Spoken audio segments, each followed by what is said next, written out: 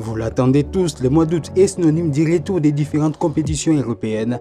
À cette occasion, Allo Football vous dévoile les pronostics des 9 matchs de la première journée de Ligue 1. Pour le premier match de cette journée, on retrouve le choc Nice-Lille ce vendredi 11 août. Pour lancer cette nouvelle saison, les deux formations vont chercher à démarrer avec une victoire. Lors de l'édition dernière, Nice a terminé à la 9e position avec 55 points, tandis que Lille a fini 4e avec 66 points. Et puis, durant la pré-saison, les Niçois ont concédé 3 défaites, notamment 3-1 face à la formation suisse de Lausanne, 2-0 devant le Braga, 2-1 face à la Fiorentina, avant de s'imposer sur le plus petit des scores face à Montpellier. De son côté, les Lillois ont enchaîné des succès en 2 matchs, 3-1 face aux pensionnaires de Ligue 2 de Dunkerque, puis 7-2, une correction face à la formation belge du Cercle Bridge.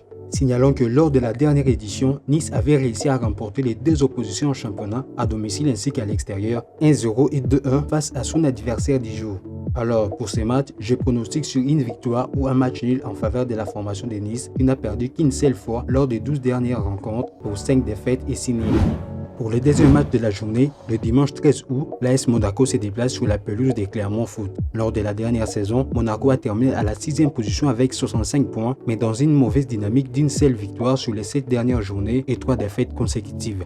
Tandis que Clermont a fini à la 8e position avec 56 points, mais en perdant qu'une seule de ces 10 dernières journées, avec un bilan de 8 succès, dont les derniers c'était au Parc des Princes face au PSG. La pré-saison a très mal démarré pour les Monégasques, avec une lourde défaite de 3-0 face au Cercle Bridge, puis ils ont concédé des nuls de 1 but partout, d'abord face à l'Union Saint-Gilloise et face à Arsenal, et une défaite face à Genoa de 1-0, une victoire de 3-1 contre Betis Séville et 3-2 face à Bologne. De son côté également, Clermont a joué quelques matchs amicaux pour préparer sa saison, une préparation qui s'est soldée par 3 victoires sur le plus petit des scores, d'abord face à Orléans, puis face à Troyes et les Havre. Mais le club a connu une défaite de 2-0 face à Saint-Étienne et un nul d'un but partout contre Montpellier. Mais entre ces deux protagonistes qui cherchent à commencer sur une bonne note, je pronostique sur un nul.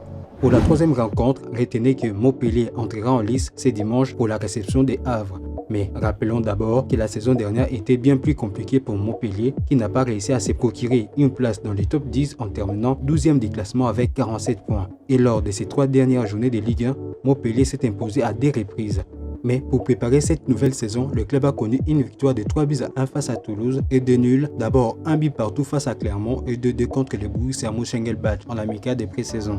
De son côté, le Havre a été sacré champion de Ligue 2 l'an dernier et pendant cette édition, cette équipe a réalisé une série incroyable de 32 matchs sans la moindre défaite. Et pour préparer cette nouvelle saison, le premier reste sur des succès, 9-2 face aux Slovènes de Triglav, puis 3-1 face à Caen, avant de s'incliner 2-0 face au PSG le 21 juillet dernier. Mais face à un adversaire qui reste sur une série incroyable de 32 matchs sans la moindre défaite la saison dernière, Montpellier pourrait se contenter d'un petit point ce week-end. On enchaîne avec le 4e match, Rennes reçoit Metz, le second promis de la saison. 4e de la dernière édition, Rennes joue le podium, tandis que Metz joue son maintien en Ligue 1 cette saison. Pendant l'intersaison, le Stade Rennais a livré des matchs amicaux avec un bilan positif, notamment un nul de 1 but partout face à Concarneau, puis 2 victoires, 5-0 face à Nottingham Forest et 3-1 contre West Ham, mais une défaite de 3-1 contre Wolverhampton. De son côté, Metz a également joué des matchs amicaux en pré-saison, dont 3 succès, 3-0 face au Racing Luxembourg, 2-1 face aux Belges de Sterling et 3-0 face à Troyes. Mais pour ces matchs, je vois la logique être respectée avec une victoire à domicile des Rennes. Pour le 5e match de la journée, Nantes reçoit Toulouse. Très en difficulté la saison dernière, Nantes espère ne plus revivre la même émotion cette année, tandis que Toulouse vise également son maintien cette saison. En 17e position avec 33 points la saison dernière, Nantes a joué son maintien lors de la dernière journée grâce à une victoire sur le plus petit des scores face à Angers. Mais pour préparer cette nouvelle saison, les Nantais ont concédé une défaite de 3-0 face à Laval en amical avant d'essayer de corriger les coups face à Angers 1-0 avant de s'incliner à nouveau 2-0 face à Cologne. Commis et vainqueur de la Coupe de France l'an passé face à son adversaire du jour, le TFC a clôturé la dernière édition en terminant 13e avec 45 points et jouera cette année la Ligue Europa. Mais pour préparer cette édition, les Toulousains ont effectué 5 rencontres en amical de pré-saison avec une défaite de 3-1 face à Montpellier et un nul de 0 but partout face à la formation de Gérard Piqué Andorre, puis des défaites 5-2 face aux Allemands du Werder Brême et 2-0 face aux Anglais de Norwich. Entre les deux protagonistes qui jouent leur maintien cette saison, la formation de Nantes pourrait démarrer avec une victoire pour prendre les 3 points de sa pelouse. Brest, Lens. Un duel entre les 14e et les 10e de la dernière édition. Brest joue son maintien cette saison, tandis que Lens joue les podiums. Mais pour préparer cette nouvelle saison, le Stade brestois a livré quelques matchs amicaux, notamment des succès durant l'intersaison, des 0 face à la formation des nationales Avranches et 2-1 face à Concornon. Pendant ces temps, Lens s'est appuyé lui aussi sur plusieurs matchs amicaux pour préparer ses nouveaux exercices, dont 2 nuls de 2 buts partout face aux formations de Ligue 2, Dunkerque et Amiens. Le plus important, les Lensois ont réussi à terminer à 1 point derrière le Paris Saint-Germain. Ils ont également enchaîné 11 succès lors des 12 dernières journées en championnat l'an passé. Mais durant ces mercato, les capitaines Seko Fofana ou encore Luis Openda ont quitté le navire. Le premier a rejoint la formation des Al Nasser en Arabie Saoudite, tandis que le second est en Allemagne avec les RB Leipzig depuis le début du mercato. Alors, face à la formation de Brest qui joue le maintien cette saison, Lens ne devrait pas rater cette belle occasion pour prendre les 3 points. Pour le 7e match, les tenants du titre, le Paris Saint-Germain, lance sa saison au Parc des Princes face à Lorient. Sacré champion pour la 11e fois de son histoire la saison dernière, le PSG vise cette fois-ci le 12e titre en Ligue 1, tandis que Lorient vise les top 10 et pourquoi pas une qualification en Europe.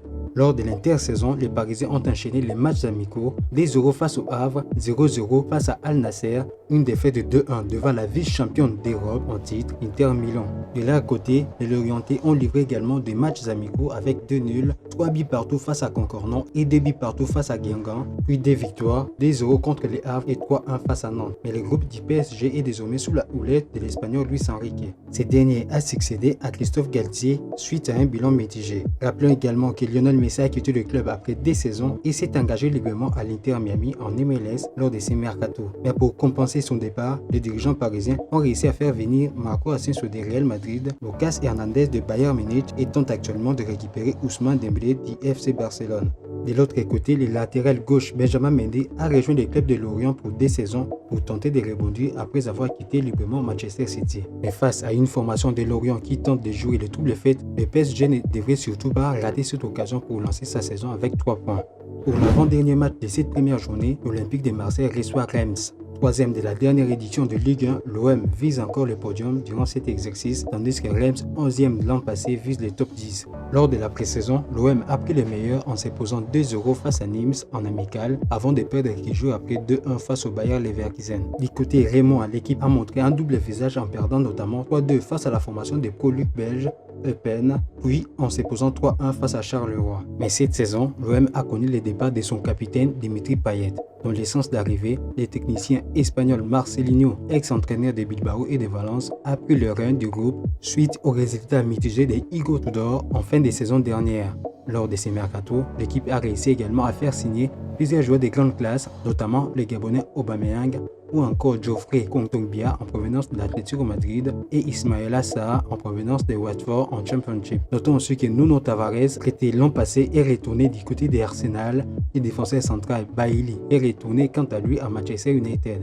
Cependant, du côté des Reims, l'équipe n'a pas connu beaucoup de changements cette année, sauf le club a enregistré le départ de son joueur le plus offensif, Folarin Balogun, auteur de 21 réalisations la saison dernière, puis est retourné lui aussi du côté des Arsenal. Alors, avec ces mercatos très aboutis du côté des locaux, au Vélodrome, l'OM devrait logiquement prendre les 3 points. Et pour clôturer cette première journée, le Racing Club de Strasbourg reçoit l'Olympique Lyonnais le dimanche 13 août. Le 15e de l'an passé reçoit le 7e. Mais cette saison, Strasbourg vise les top 10 alors que Lyon vise les podiums. Lors de l'intersaison, les Strasbourgeois ont livré quelques matchs, dont un succès de 2-1 face aux Allemands de Hoffenheim et une défaite de 2-1 face au Turcs de Beşiktaş. De son côté, l'OL a enregistré un succès de 2-1 en amical de pré-saison face aux Néerlandais des Truffeurs, puis 3 défaites sous le plus petit des scores face à Manchester United, face aux Belges de Montberg et face aux Espagnols du Celta Vigo, et une autre de 2-0 face aux Anglais de Crystal Palace. Mais entre les protagonistes qui espèrent partir du bon pied après des échecs de l'an passé, je pronostique cependant sur une victoire de l'OL. Voilà, c'est tout pour cette première journée. On se retrouve demain pour une nouvelle vidéo. Et si t'as kiffé, n'oublie pas de liker et de t'abonner.